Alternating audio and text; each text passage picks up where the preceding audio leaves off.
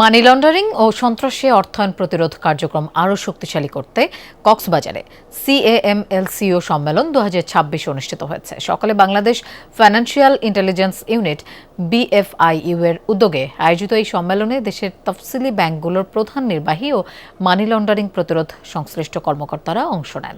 প্রধান অতিথি ছিলেন বিএফআইইউ এর প্রধান নির্বাহী কর্মকর্তা ইখতিয়ার উদ্দিন মোহাম্মদ মামুন। বক্তব্যে তিনি বলেন, ডিজিটাল ব্যাংকিং সম্প্রসারণের সঙ্গে সঙ্গে ই-কমার্স প্রতারণা, ট্রেড বেসড মানি লন্ডারিং ও সাইবার ঝুঁকিও বাড়ছে।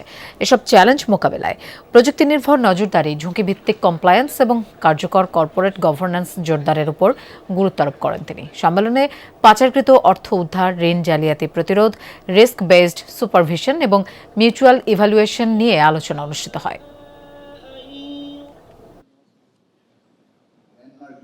ব্যবসার আড়ালে, আন্তর্জাতিক বাণিজ্যের আড়ালে অর্থ পাচার করেন, ব্যাংক লুট করেন, এদেশের সাধারণ মানুষের সম্পদ লুণ্ঠন করেন।